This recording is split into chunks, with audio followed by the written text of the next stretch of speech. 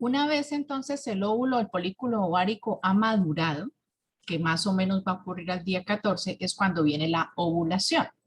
Entonces, esa ovulación se acompaña generalmente de unos cambios hemorrágicos locales, de un dolor pélvico, generalmente del lado que se ha ovulado, y eso pues genera una pequeña reacción inflamatoria que es parte de lo que causa el dolor en la mujer. Por eso le mandamos antiinflamatorios o que tome bebidas calientes o cositas así de ese tipo, que guarde reposo, porque eso genera una reacción inflamatoria, una irritación de esta zona por la respuesta inflamatoria. Entonces, el óvulo, una vez va a ser expulsado del folículo ovárico, va a seguir este recorrido. Esto que ustedes están viendo acá es una fimbria a través de la cual se va a unir la trompa con el ovario. Entonces, ese óvulo va a empezar este recorrido y esos cilios que les había comentado van a encargarse de ir empujando con mucha suavidad ese óvulo por todo este recorrido. Aquí supongan ustedes que hay unos espermatozoides y esos espermatozoides pasan de la vagina al útero y empiezan a seguir el recorrido hacia la trompa derecha y hacia la trompa izquierda. La fecundación siempre va a ocurrir es en las trompas. La unión del óvulo y el espermatozoide ocurre es en las trompas. Esa es la explicación a por qué hay embarazos ectópicos. Entonces, un embarazo ectópico, por definición, es un embarazo que se está dando fuera de su lugar habitual o normal, que sería dentro del útero. Lo más habitual que pueda ocurrir es que sea aquí, ¿ok? ¿Por qué hay embarazos abdominales? Por ejemplo, los espermatozoides llegaron a este punto, aquí puede haber una lesión, el óvulo está acá, se da el embarazo en este punto y el óvulo cae a la cavidad abdominal, ¿sí? Esa podría ser una opción, pero obviamente no es viable porque va a necesitar de lo que hay aquí en el útero, de esa secreción hormonal para mantenerse. Pero pues ustedes encontrarán en la literatura esos casos. Entonces, Profe, ¿sí? una, dele, Nicole, dele, yo pregunto después. Una pregunta, ¿para esto hay predisposición genética o es, o sea, solo como pasa porque sí? Yo creo que han sido casos excepcionales. Han sido casos excepcionales, porque no es, yo lo he leído simplemente, y no en el hospital que llega de todo, nunca he visto eso. Profe, mi pregunta era, es que llegué como cuando se estaba hablando acerca de que enviaban bebidas calientes y todo esto para el dolor, pero entonces no escuché realmente completamente. ¿Por qué es que se recomienda todo como caliente o incluso está como esa parte común que dicen las mamás o las abuelas que por estar descalza o todo esto de los ácidos, los cítricos y todo esto? Pero pues no sé como Muchas, qué explicación fisiológica puede llegar a tener o si es verdad. muchas cosas son tradición oral, son mitos. Entonces, por ejemplo, decían, y hablando de lo gastrointestinal, decían, cuando tengan la menstruación no tomen lácteos, porque los lácteos se fermentan, el pan se fermenta, y eso genera distensión abdominal y puede generar gases. Y si ya estás con una reacción inflamatoria aquí local, pues eso va a incrementar el dolor, ¿sí? Entonces, muchas de esas cosas, digamos que se fundamentan en algún tipo de explicación. Aquí lo que está ocurriendo es esto se inflama, se inflama. El folículo ovárico maduro es una inflamación, se revienta y al reventarse hay ruptura de capilares sanguíneos. Y esos capilares sanguíneos, la sangre fuera de su lugar, que son los vasos sanguíneos, es una sustancia química que causa irritación. Entonces va a causar una irritación de las estructuras aledañas y eso es lo que genera el dolor. Además, la secreción hormonal que se está dando genera contracciones uterinas, sutiles, y eso genera el dolor. Entonces, todo lo que sea caliente, la bolsa de agua caliente, las bebidas calientes y los antiinflamatorios, pues se basan en esta fisiología, ¿no? Y el, Profe, profe, ¿cuál es la explicación fisiológica de los quistes? bueno, eso ya es los quistes de ovario. Uy, no sé si ustedes vieron acá. Esperen un momentico que el doctor lo puso. Yo no tomé la fotografía porque se me olvidó. pero eso fue la médica Duarte, sí. Es que no sé si se acuerda, pero en la rotación de Ronald, Luis y yo, pues había una niña que tenía ovarios quísticos y el doctor empezó a sacárselos. Y pues eran como amarillitos también. Sí, pero no, ustedes no vieron Julián Yáñez. Profe, qué pena. Dígame. Siguiendo con la pregunta del compañero, estos 15 ováricos no pueden estar relacionados con el envejecimiento. ¿No? ¿Por qué quieres decir que las mujeres más viejas vamos a tener más quistes? No, sino podría tener predisposición No, a... no tiene nada que ver con eso. No, no veo. Creo que fue un reel que puso el doctor y no lo veo. Espérate, a ver, pero fue una cosa impresionante. Era un tumor que podía medir, era un tumor que podía medir unos 50 centímetros por 50 centímetros. Era una cosa así, del tamaño de una pantalla de computador de escritorio. No, ya lo quito. No lo veo acá. No. Bueno, para mostrarles eso. Entonces, volviendo acá, entonces empieza a migrar, es empujado por esos cilios, es empujado, y él cae acá en el útero. Al caer acá en el útero, pues entonces la literatura nos dice que desde el momento en que se da la ovulación, que vamos a suponer que es el día 14, hasta que el óvulo llega y se implanta en el útero, pasan más o menos 11 días. Entonces, 14 más 11, ¿tenemos cuántos días? 25 días.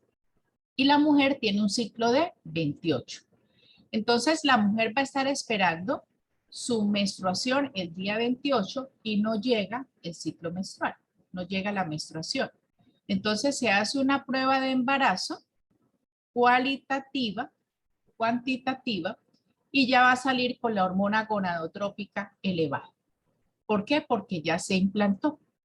Por eso es que antes de esta fecha las pruebas no van a salir positivas, porque lo que se necesita es que esté implantado para que se envíe esta fase de retroalimentación y se empiece entonces la secreción, la inducción de las hormonas, y de esa manera entonces pueda demostrarse el embarazo a través de este proceso.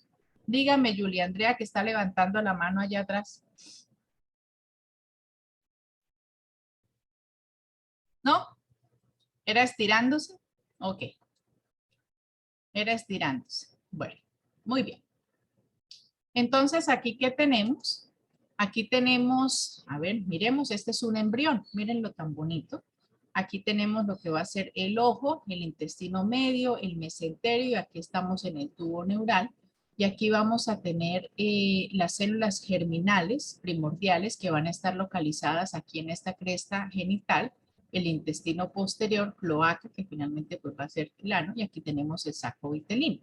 Entonces, este es el embrioncito, aquí está el saco vitelino, y estas células germinales primordiales que están acá del saco vitelino, estas que observan ustedes acá, van a empezar a migrar hasta la superficie externa del ovario.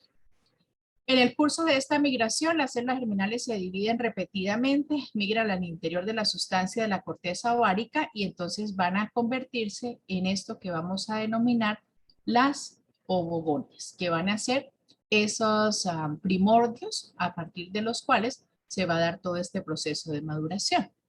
Aquí tenemos la ovogenia, que es todo el proceso desde estas ovogonias, todo este proceso de cambio, de maduración que se va a ir generando, observan ustedes acá, hasta que se da la ovulación. Si no se genera el embarazo, entonces este folículo va a envejecer y se va a convertir en esto que se conoce como el cuerpo amarillo, o también, ¿qué otro nombre recibe? Lúteo. Cuerpo lúteo. Ajá, lúteo. ¿Y qué es el folículo de Graf? El folículo de Graf es como tal el óvulo que queda listo para ser fecundado, ¿no? No. ¿El óvulo listo para ser fecundado? No. ¿Qué es el folículo de Graf?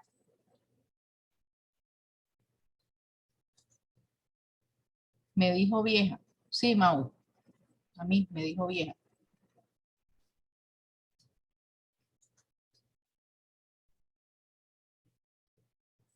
Hola. Profe, No era, profe, lo es de... que no sé si era que era listo para ser fecundado, sino más bien listo para como liberarse. ¿No es así? Liberarse, para liberarse. Entonces, en el proceso de ovogenia, aquí vamos a tener esta célula germinal primordial. Entonces, estábamos viendo que el saco vitelino empieza a migrar y va en ese proceso de migración, tiene divisiones celulares repetidas, va a migrar a la corteza ovárica y aquí vamos a tener la ovogonia o óvulo primordial. Este óvulo primordial se va a convertir luego en el ovocito primario que se va a interrumpir en la profase 1. Es decir, antes de que nosotros nacemos o nosotras como mujeres nacemos, esto está congelado. Este proceso se quedó aquí más o menos al 5º mes del embarazo. En el parto, nosotras nacemos más o menos, como les estaba diciendo, con un número que ya prácticamente va a establecer nuestra vida fértil. Y esa vida fértil va desde el momento en que nos desarrollamos hasta el día en que podemos ser mamás. Eso no significa que si una mujer tiene la menopausia a los 55 años no pudiera quedar embarazada a los 53. Pues claramente si tiene óvulos para fecundar, pues probablemente va a ser mamá a los 53. Pero también es importante tener en cuenta que para el caso de la mujer el proceso de envejecimiento es más notorio que para los hombres. Y en ese proceso más notorio, pues hay una serie de enfermedades o de condiciones que ya no van a ser iguales a cuando se tenían los 30 años y el riesgo de preeclampsia, de eclampsia y de cualquier enfermedad relacionada con el embarazo es aún más potencial. Por eso, fisiológicamente una mujer puede espontáneamente tener embarazos hasta los 45, 47 años, que es lo máximo que yo he visto, ¿sí? De hecho, por ahí vimos a Paula Andrea Betancourt, ex reina de belleza. Yo creo que ya Paula Andrea cumplió 50 años. Desconozco si fue artificial o natural, pero a los 47 años tuvo bebé. Pero pues son casos así como excepcionales, ¿no? Y en la práctica ustedes pueden encontrar pues mujeres o sus abuelas o sus bisabuelas que tenían 13, 15, 16 hijos incluso. Entonces eran úteros, imagínense ustedes una estructura tan pequeña para que esta placenta encontrara 16 sitios diferentes de implantación. Bueno, estas son cosas que ya cada vez se ven menos. Profe, Entonces, señora, ahora que usted dice lo de los sitios diferentes de implantación, cada vez que una mujer tiene un embarazo, se implanta el óvulo en un lugar diferente. generalmente se implanta en un punto diferente. Generalmente hay un punto diferente de Profe, implante. ¿por qué pasa ¿Y esto? qué pasa en el punto anterior, profe? No, no es que pase nada, no es que quede una huella, pero recuerden ustedes que ahí va a estar la placenta. Entonces, obviamente hay una ruptura vascular. Cuando nosotros ponemos la oxitocina y cuando ya nace el bebé, el ginecólogo empieza a hacer unas maniobras para traerse la placenta, para traerla, para desprenderla. Y en ese desprendimiento pues hay un sangrado.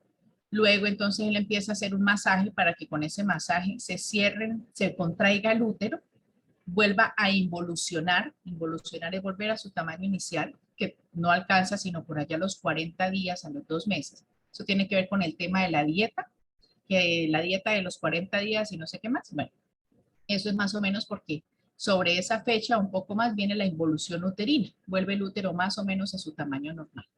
Y esa posición a un tamaño normal, pues viene de la mano con el que se cierren los vasos sanguíneos y deje de sangrar.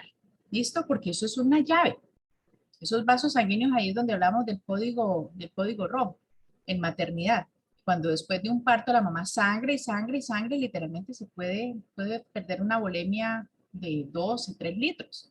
¿Por qué? Porque era la comunicación de su circulación a través de muchísimos vasos sanguíneos con el hijo, a través de la placenta. Entonces, pueden tener pues lesiones a ese nivel, pueden quedar como cicatrices en ese punto y siempre pues va a tratar de implantarse en un lugar diferente.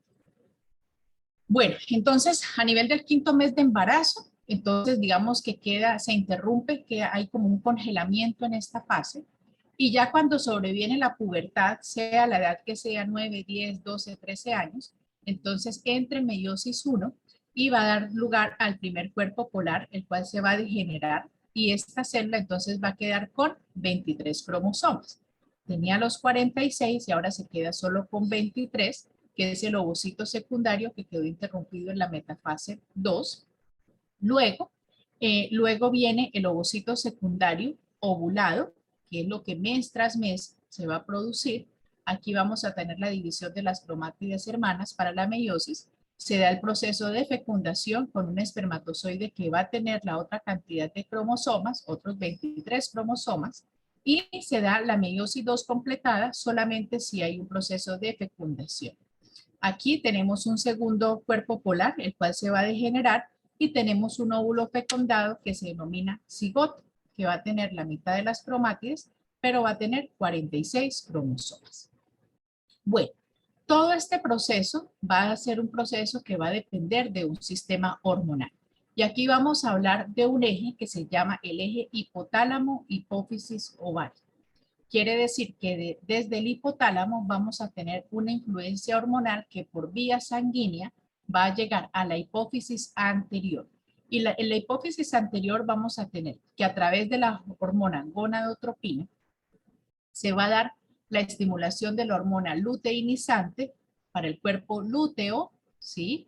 Cuando, es decir, cuando ya se dio la ovulación y queda ese cuerpo digamos, en un proceso de envejecimiento, ese cuerpo amarillo, ese cuerpo lúteo, a la espera de ese proceso de embarazo, entonces se va a empezar a secretar esta hormona, la luteinizante, para que se continúe produciendo a la vez más hormona y poder mantener ese embarazo hasta que sea lo suficientemente grande.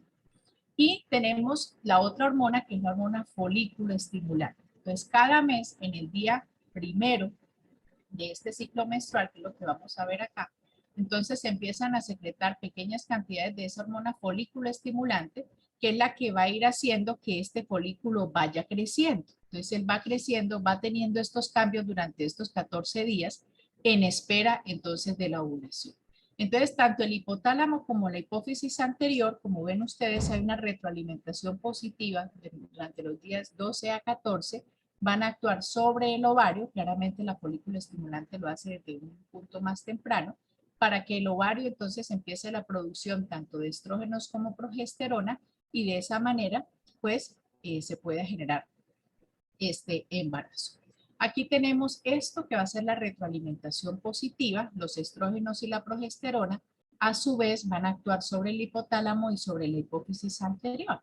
Si no se da el embarazo, pues entonces a su vez la no producción de estrógenos y progesterona pues va a frenar la secreción de la hormona liberadora de gonadotropina y la hormona luteinizante y folículo estimulante, y por lo tanto entonces hace parte de la retroalimentación negativa de este ciclo. ¿Qué Bueno, tenemos aquí entonces, señor?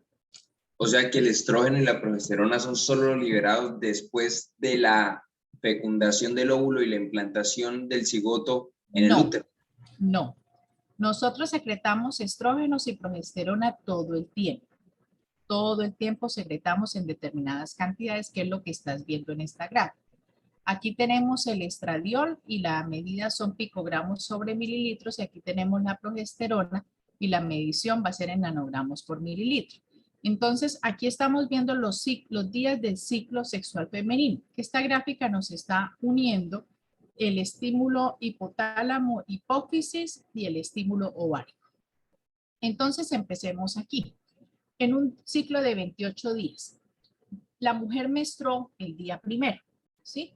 Entonces, el día primero, el útero, el endometrio se desprendió y sobrevino la menstruación. ¿Cómo está la hormona folículo estimulante en ese momento? En un nivel bajo, pero no tanto. Estaba más bajo al comienzo de la menstruación. ¿Por qué? Porque aquí estaba, si ustedes observan esta pequeña elevación, ella se queda como esperando ese embarazo. El cuerpo lúteo no se envejece inmediatamente, sino se envejece unos cuantos días después. ¿Por qué? Porque estaba esperando ese embarazo, y lo mismo pasa con esta hormona, que es la hormona luteinizante.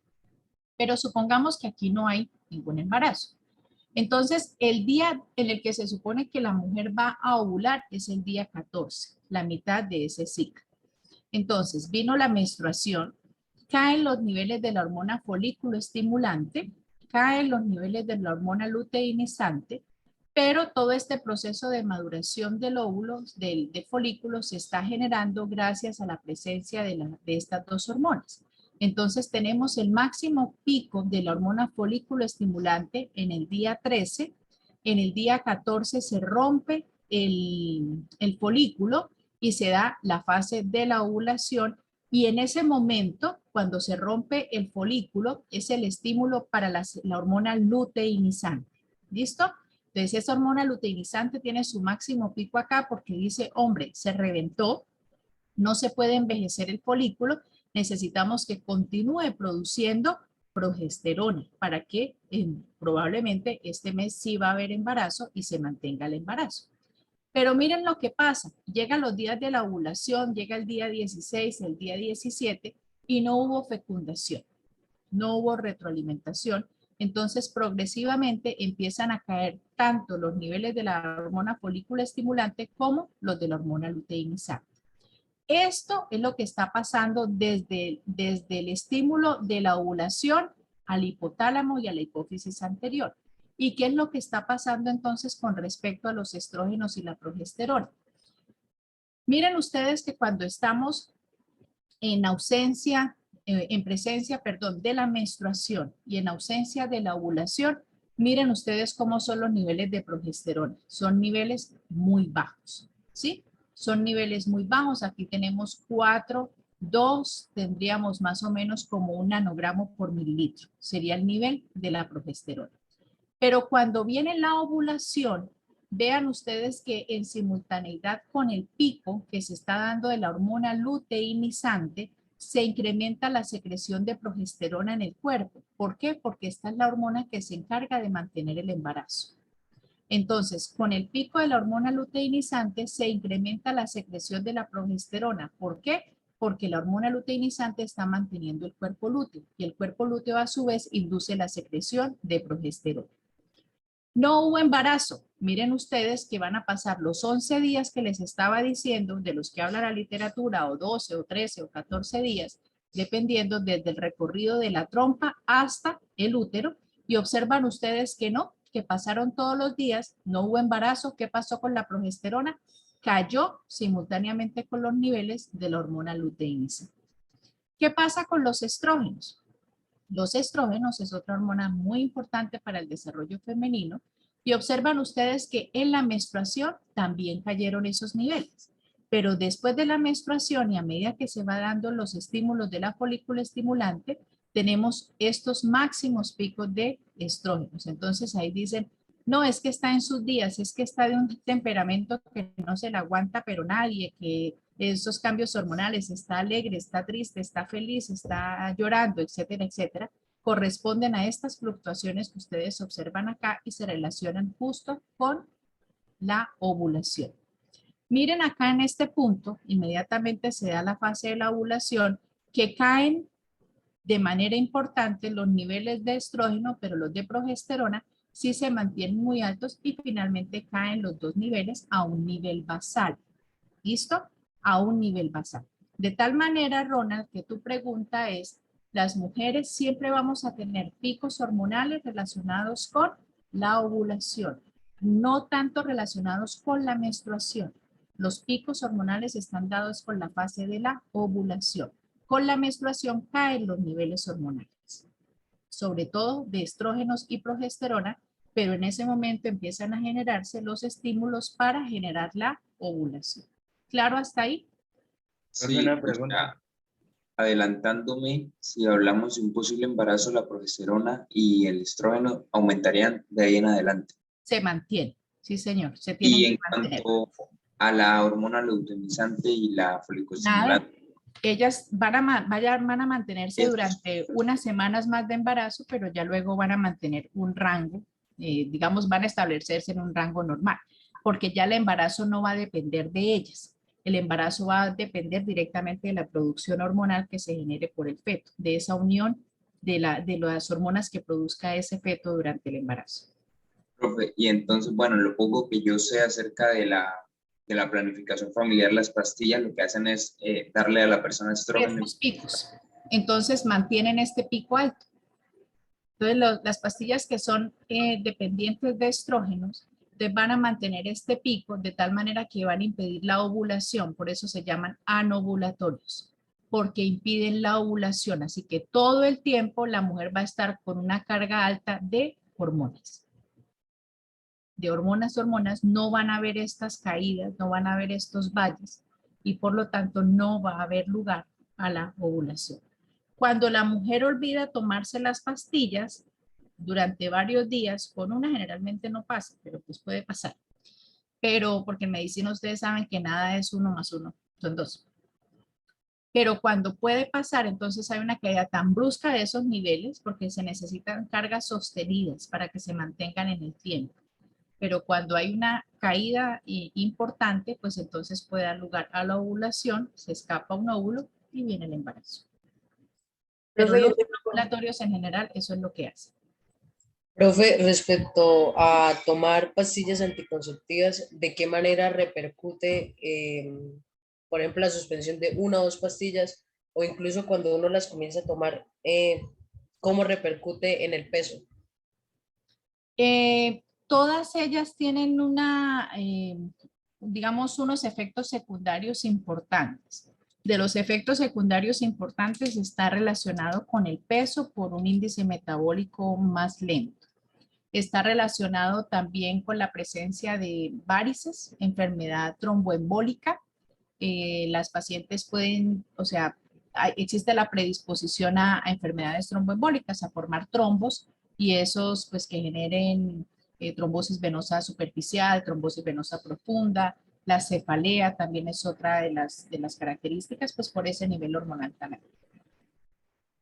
Pero sí tiene una influencia directa sobre el peso. Profe, y la accionar de, por ejemplo, de las inyecciones que son trimestrales son igual a la de la pastilla diaria, o sea, en el sentido ¿De las que, perdón?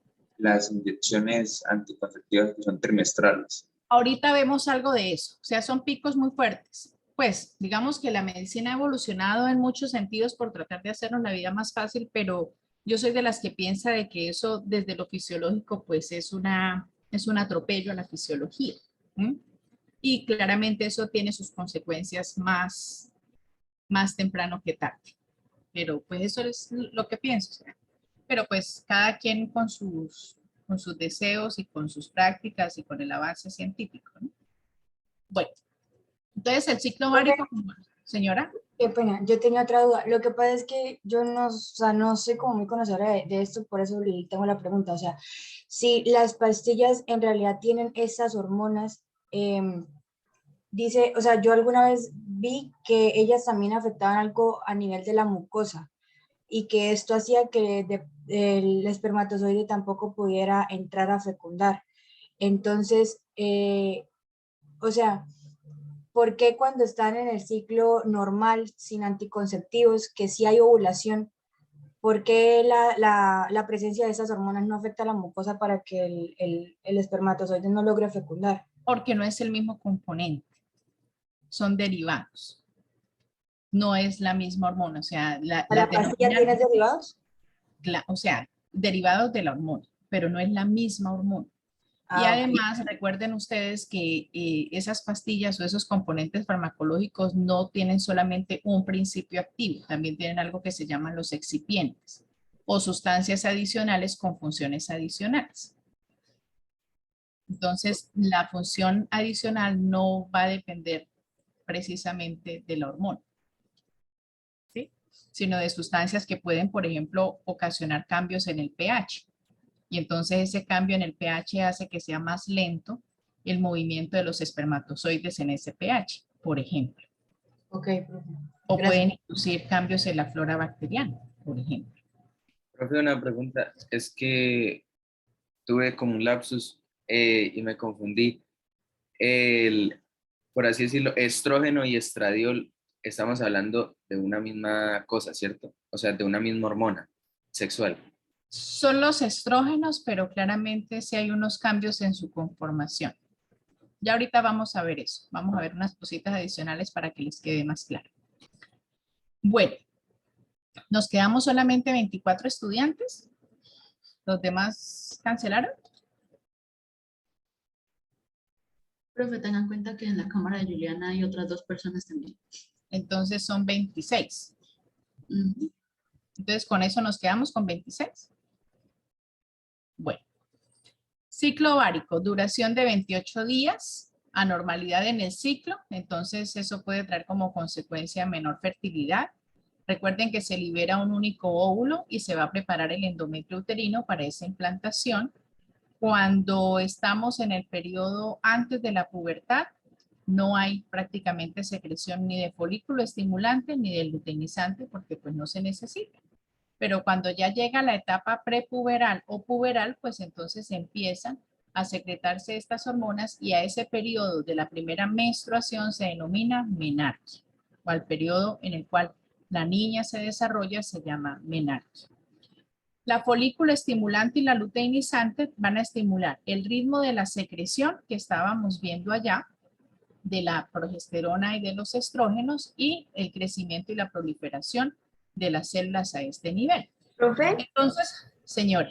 ahorita que usted que mencionó la menarquia, a mí me gustaría saber por qué algunas niñas cuando les llega la menstruación por primera vez pasan meses para que les vuelva a llegar. Porque es que esto no es un ciclo perfecto.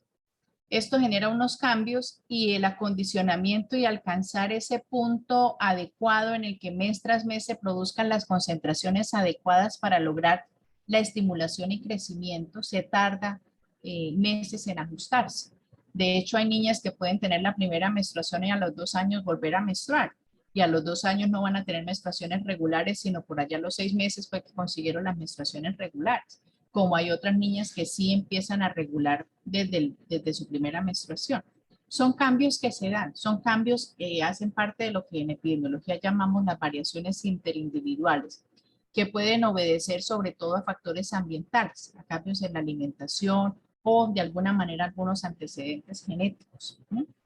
Profe, pero no esto obedece a nada particular. Déjame un momentico. Profe, ¿y qué hace que una mujer tenga el periodo irregular? Porque pues lo normal sería que fuera regular, pero ¿qué hace que una mujer no? Los niveles hormonales. No produce la suficiente cantidad de hormonas, o sea, todo es hormonal. ¿Por qué razón? Porque quizás tiene una dieta inadecuada y ahí es donde, por ejemplo, las grasas juegan un papel importante. El colesterol juega un papel importante porque todas estas hormonas son colesterol, son derivadas de colesterol. Entonces, una dieta que sea totalmente restrictiva de grasas puede tener problemas en la producción de las hormonas, por ejemplo, o algún otro tipo de medicamentos que esté tomando, alguna otra enfermedad, ovarios poliquísticos, por ejemplo, o procesos infecciosos, o diabetes, por ejemplo. O sea, son cosas que hay que tener en cuenta, que es que una situación puede llevar al diagnóstico de una patología de base que tenga el paciente. ¿Qué iba a preguntar, Ronald? Que en ese tiempo, pues lo que usted mencionaba, que una niña hace su primera menstruación y pasa X cantidad de meses, incluso 2 años, como se mencionó, entre la segunda, no habría ninguna posibilidad de quedar embarazada, o sea, cero fertilidad, ¿cierto?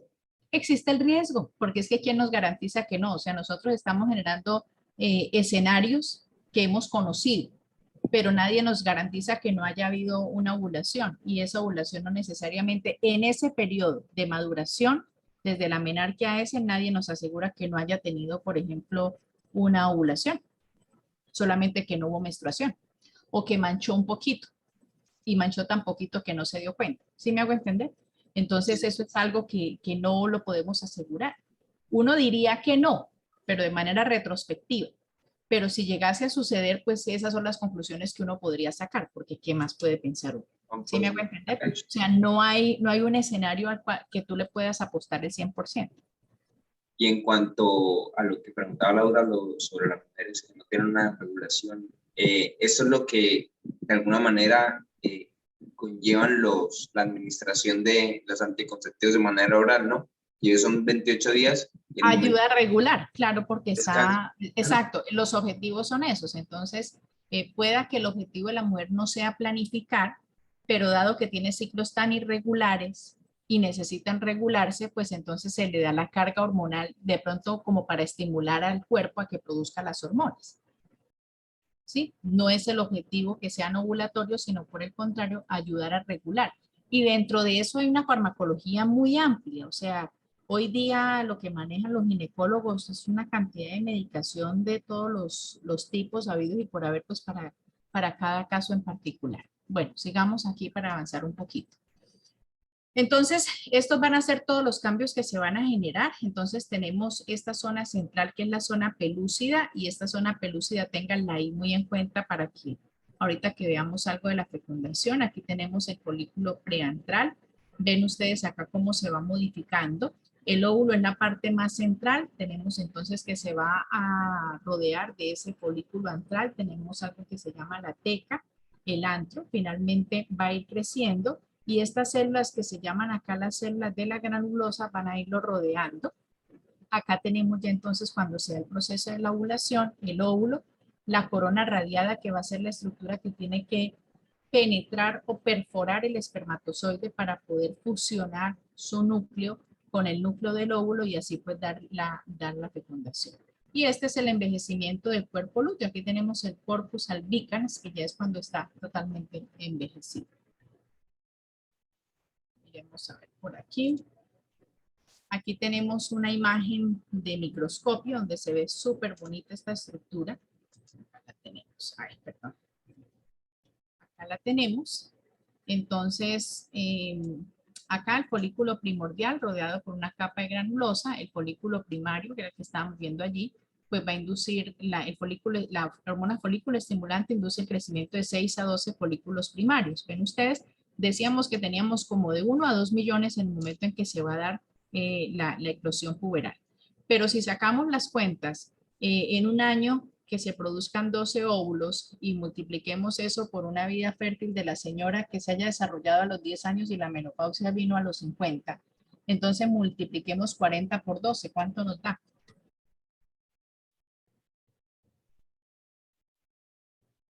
$480. Por 12, nos da 480, o sea que de los 12, de 1 a 2 millones de folículos primarios o de posibles folículos que se iban a generar cuando nos desarrollamos, finalmente solo quizás 500 óvulos son los que se van a secretar. ¿Y por qué es? Porque la folícula estimulante va a inducir el crecimiento de 6 a 12 folículos primarios. Y de eso solamente, pues vamos a tener uno solo, que es el que finalmente va a darse. Pero hay mujeres en las cuales no se da una única ovulación, sino que se generan 2 o 3 óvulos. Y esos 2 o 3 óvulos pueden ser fecundados simultáneamente y es allí donde tenemos los embarazos múltiples. Entonces que tenemos los gemelos, los trillizos, y ya ustedes saben que pueden darse de dos maneras. Uno, porque fueron varios óvulos los fecundados, o dos, que fue un óvulo fecundado por un espermatozoide, pero en el momento de la división celular, esta fue tan fuerte que logró separar y por eso vamos a tener dos productos que van a ser exactamente iguales. Profe, ya se va a acabar eso. Ya se va a acabar. ¿Cuánto tenemos? Menos de un minuto. Bueno, entonces la parte interna secreta estrógenos y progesterona y la parte externa, que sería la teca, va a revestir el folículo. Y aquí vemos entonces el antro, aquí vemos la zona pelúcida, este es el ovocito y las células de la granulosa. Sigamos entonces con, cerrando este, ya empezamos.